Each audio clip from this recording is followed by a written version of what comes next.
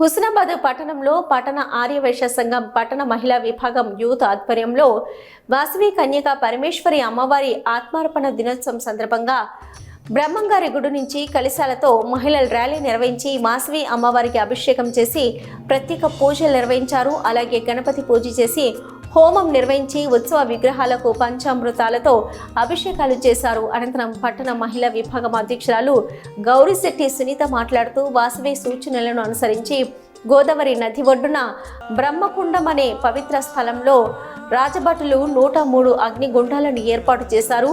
నగరమంతా ఆ రోజు పండగ వాతావరణంలో ఉంది.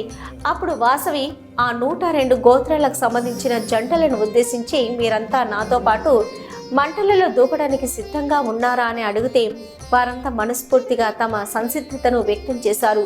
వారు వాసవిని దేవుని అంశగా అనుమానించి తమకి నిజరూపాన్ని చూపమని కోరారు. ఆమె నవ్వి తన నిజ స్వరూపాన్ని దేదీప్యమానమైన వెలుగుతో చూపించి నేను ఆది పరాశక్తి ఆర్య మహాదేవి యొక్క అవతారాన్ని అని చెప్పింది. ధర్మాన్ని నిలిపేందుకు, స్త్రీల గౌరవాన్ని కాపాడేందుకు, విష్ణువర్ధనుడిని అంతం చేసేందుకు, వైశ్యుల ఔద్ధర్యాన్ని ప్రపంచానికి చాటేందుకు కలియుగంలో జన్మించానని చెప్పింది. సతీదేవి తనకి జరిగిన అవమానానికి ప్రతిగా చితిమంటల్లో దూకినట్టుగానే నేను కూడా అగ్నిలోకి దూకి పుణ్యలోకాలను చేరుకుంటానని చెప్పింది. కుసుమ శ్రేష్ఠి గత జన్మలో సమాధి అనబడే గొప్ప ముని. ఆయన తన 102 గోత్రాలకు చెందిన బంధువులతో సహమోక్షాన్ని కోరాడు. అందుకే మీ అందరినీ కూడా ఆత్మ బలిదానానికి పురిగొల్పానని అంది. ఆమె అక్కడ చేరిన వారికి దేశభక్తి, నిజాయితీ, సమాజ సేవ, సహనం మొదలగు వాటి గురించి వివరించింది. ఆమె నోటి నుంచి పవిత్ర వాక్కులు వెలువడగానే దేవి మానవ రూపంలో ప్రత్యక్షమైంది. అప్పుడు వాళ్ళంతా తమ ఇష్ట దైవాలను కొలుచుకొని అగ్నిగుండాల్లో దూకారు. విష్ణువర్ధనుడికి దుశ్శకనాలు ఎదురైనప్పటికీ తన సేనతో పెనుగొండ పొలిమేరల్లో ప్రవేశించాడు. అప్పుడు చారులు అప్పటి వరకు జరిగిందంతా రాజుకు చెప్పారు. ఆ నిజాన్ని విని హృదయం ముక్కలైపోయింది. రక్తం కక్కుకొని అక్కడికక్కడే మరణించాడు. వాసవి చేసిన ఆత్మత్యాగం, విష్ణువర్ధనుడి మరణం గురించి పట్టణం అంతా మారుమోగిపోయింది. విష్ణువర్ధనుడి చర్యలను ఖండించి ఒక నూతన శకానికి నాంది పలికిన వాసవి ఆమె అనుచరులను కొనియాడారు. ఈ కార్యక్రమంలో పట్టణ ఆర్యవైశ్య సంఘం అధ్యక్షులు కొత్త శ్రీనివాస్, సెక్రటరీ గౌరిశెట్టి రాజు, కోశాధికారి జబ్బుల రవీందర్, పట్టణ మహిళా విభాగం సెక్రటరీ భాగ్యలక్ష్మి, కోశాధికారి గోగుల రాధిక, అదన కోశాధికారి పవ్వ భవానీ, యూత్ అధ్యక్షులు కంబంపాటి సందీప్, యూత్ సెక్రటరీ సొల్లెటి శ్రీనివాస్, కోశాధికారి రవితేజ, వాసవి క్లబ్ అధ్యక్షులు వనపర్తి వంశీ, మహిళలు, ఆర్యవైశ్య కులస్తులు తదితరులు పాల్గొన్నారు.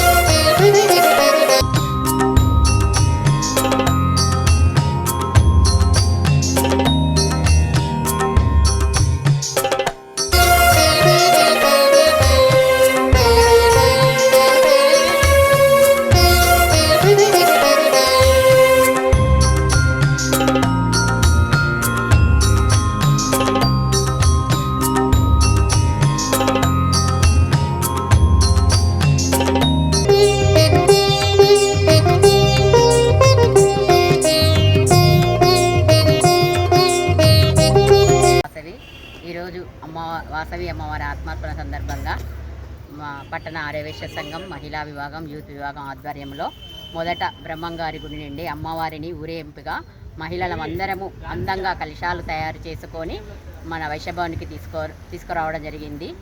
ఈ వాసవి మాత కుసుమాంబ కుసుమ శ్రేష్ఠి కూతురు.